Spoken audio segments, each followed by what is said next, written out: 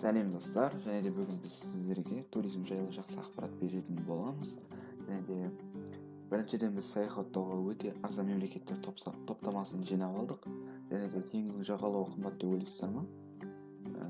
Мүлде ондай емес. Және де біз сіздерге қазір 200-300 доллар шамасында жағажайда демалатын жерлерді көрсетеміз.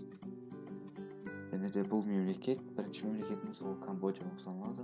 Камбоджа бұл ел бүкіл әлемнен келген туристер арасында танымал бола түсуде. Мұнда саяхат өте арзан, ал көптеген әдемі жерлері бар. Саяхат қызметі бірақта дамымаған, бірақ жақсару үстінде. Камбоджада сіз арзан саяхаттап қоймай, ол жерде өмір сүру аласыз. Бұл жердегі Камбоджада үйді айына 100-150 долларға жалға ала аласыз. Бірақ та бұл андай жақсы не алмаған, андай ішінде сәнді емес, енді дизайн ондай қатты күшті емес, бірақ та тұруға болады. Және де азық-түліктің құны өте арзан. Және де жергілікті кафелерде ыдыс-аяқтың бағасы бір қызмет үшін 2-3 долларды ғана құрайды.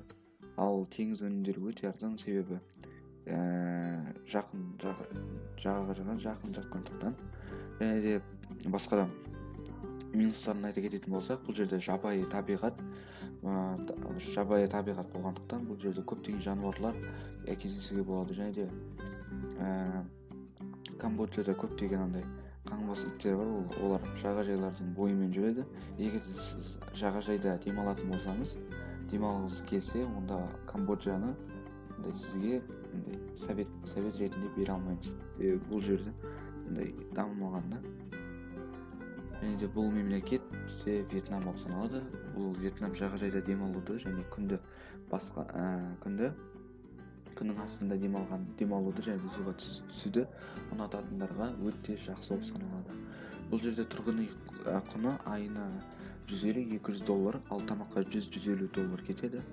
Қосымша шығындар ішінде интернет және ұялы байланыс, велосипед және ойын-сауықтарға ақша кетеді. Және де жаман жақтарына кететін болсақ, бұл жерде сезонный уақыттар болады. Туристердің көп болатын кезде, сондай кезде адамдар көбейіп кетеді. Рахмет Жандос. Келесі бізде Гондурас мемлекеті. Гондурас жылы, әдемі, күн шуақты, ең бастысы арзан мемлекет. Шағын бөлмені жалға алу айына 80-100 доллар тұрады. Кішкентай бір бөлмелі пәтерді жалға алу 150-200 доллар тұрады. Ал жергілікті кафеде кешкі дәмді ас 3-5 доллар. Ал кем тұстары ол қымбат және ұзақ ұшу. Міне Гондурас мемлекеті. Келесі бізде Никарагуа. Никарагуа ол Гондурастың көршілес мемлекеті. Демалыс құны да Гондураспен шамалас. Ақша қосып айына 1000 долларға орныққан жағдайда мемлекеттің жақсы жерлеріне люкс пәтер жалға алып, қымбат кафелеріне тамақтанып, арасында кинотеатрлар мен ойын-сауық орталықтарында қыдыруға болады. Кемшіліктер тағы да сол қымбат және ұзақ ұшу. Міне Никарагуа мемлекеті. Келесі Болгария. Сіз Болгарияның жоғарыдағы тізімдегі елдермен бір санатқа жатқызып отырған жоқпыз. Бірақ мұндағы өмірде арзан емес. Сіз пәтерді айына 180-200 долларға жалға аласыз. Азық арзан, жаман жақтары туристер көп. Сондықтан да виза алу өте қиын болады. Біздер сіз үшін тағы да 3 мемлекет дайындадық. Бұл мемлекеттер өте әдем және демалуға ең жайлы мемлекеттер. Ал ол мемлекеттерді қазір ақерке таныстырып өтеді. Рахмет Сұлтан. Викингтер мен Валкирия елі Норвегия шаңғы курорттары мен Арктиканың экзотикасы үшін өте тартымды болып келеді. Мамыр айының соңы мен тамыз айының ортасы аралығында парсыз шығанағы ағынның арқасында Норвегия жағажай демалыстарына айналды. Негізгі көрнекті орындар фьорд, елдің визит карточкасы, Вигеланд, Аслодағы саябақ, Король сарайы, собор, тарихи мұражай, Нобель бейбітшілік орталықтарын жатқыза аламыз. Сейшел аралдары.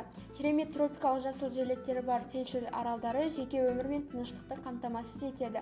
Романтикалық экскурсиялар жұптармен, бал бағушылармен және тыныш жағажайға барып, эксклюзивті жағажай мерекесіне тапсырыс бергісі келетіндермен танымал болып келеді. Үнді мұхитындағы 115 аралдың архипелагы сонымен қатар ашық саяхат әуесқойларын тартады. Дайвинг, серфинг, балық аулау, яхта тағы сол сияқты. Осы жерден көре аламыз. Және келесі Тайвань. Тайвань аралы Тынық мұхитында материктік Қытайдан 150 км қашықтықта орналасқан провинция, өзін тәуелсіз мемлекет деп санайды. Тайваньның өз президенті және өз үкіметі бар. Арал әртүрлі мәдениеттер мен дәуірлердің сәтті үйлесімімен тартады.